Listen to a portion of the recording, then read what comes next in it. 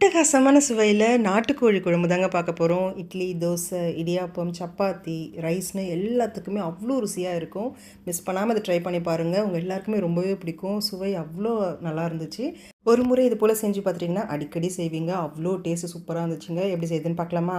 இதுக்கு முதல்ல ஒரு மசாலா ரெடி பண்ணிக்கலாம். வானலியில் 2 பட்டை சேர்த்துக்கோங்க, 4 கிராம்பு, 3 ஏலக்காய் சேர்த்துக்கோங்க. லோ ஃப்ளேமில் வச்சுட்டு எல்லா மசாலாவும் சேர்த்துக்கோங்க. 3 வரமிளகா, 1/2 ஸ்பூன் அளவுக்கு சோம்பு, 1/2 ஸ்பூன் சீரகம் சேர்த்துக்கோங்க. அடுத்ததாக 1/2 ஸ்பூன் அளவுக்கு மிளகு சேர்த்துக்கோங்க. 3/4 டீஸ்பூன் அளவுக்கு மல்லி சேர்த்துட்டு மிதமான தீயில் வச்சுட்டு ஒரு 3லேருந்து 4 நிமிஷத்துக்கு இது நல்லா வறுத்து விட்டுக்கோங்க. அதே சமயம் மசாலா எதுவும் கருக விடாமல் பார்த்துக்கோங்க. கருகி போச்சுன்னா டேஸ்ட் மாறி போயிடும். இப்போ இது நல்லா வறுத்துட்டு நல்லா ஆற வச்சுக்கோங்க. இந்த அளவுக்கு நல்லா வறுத்து எடுத்துகிட்ட பிறகு நல்லா ஆற வச்சுட்டு இது ஒரு மிக்ஸி ஜாருக்கு மாற்றிக்கோங்க. மாற்றிட்டு நல்ல ஃபைன் பவுடராக அரைச்சி எடுத்துக்கலாம். பாருங்கள், இந்த அளவுக்கு நல்ல ஃபைன் பவுடராக இருக்கணும். இப்போ நம்ம குழம்பு தாளிப்பு கொடுத்துக்கலாம். குக்கரில் ஒரு 3 டீஸ்பூன் அளவுக்கு எண்ணெய் சேர்த்துக்கோங்க. எண்ணெய் காஞ்ச பிறகு ஒரு 15 சின்ன வெங்காயம் சேர்க்கும் போது குழம்பு ரொம்பவே டேஸ்ட் எக்ஸ்ட்ராவாக இருக்குங்க.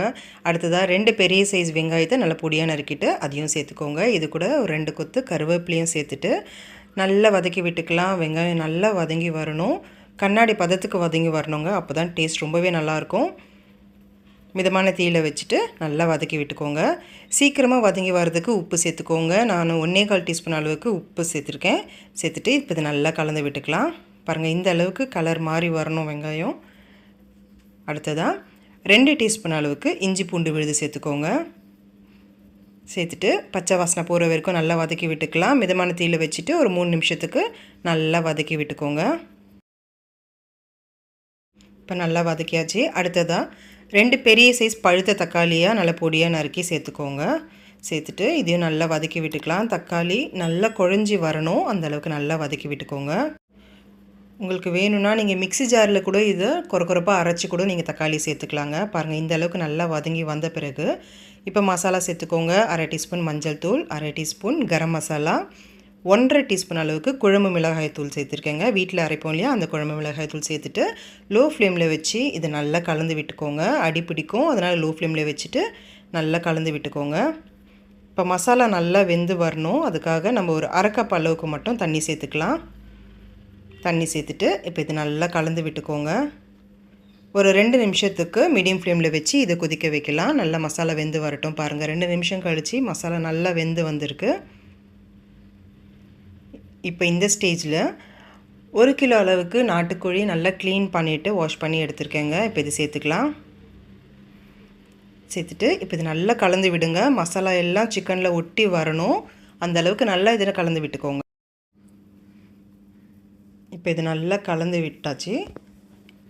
இப்போ அடுத்ததாக குழம்புக்கு தேவையான அளவுக்கு தண்ணி சேர்த்துக்கோங்க. நான் 3/2 கப் அளவுக்கு தண்ணி சேர்த்துருக்கேங்க. உங்களுக்கு குழம்பு எந்த பதத்தில் வேணுமோ அதுக்கு இது போல் நீங்கள் தண்ணியை கம்மியாகவோ அதிகமாகவோ சேர்த்துக்கலாம். 3/2 கப் அளவுக்கு தண்ணிக்கு உங்களுக்கு இட்லி தோசைக்கெலாம் என்ன கன்சிஸ்டன்சியில் வருமோ அந்த அளவுக்கு உங்களுக்கு இருக்கும். நல்லா கலந்து விட்ட பிறகு இப்போ நம்ம அரைச்சி வச்சுருக்க மசாலாவில் 1 டேபிள் ஸ்பூன் அளவுக்கு மசாலா சேர்த்துருக்கேங்க. சேர்த்துட்டு நல்லா கலந்து விட்டுக்கோங்க.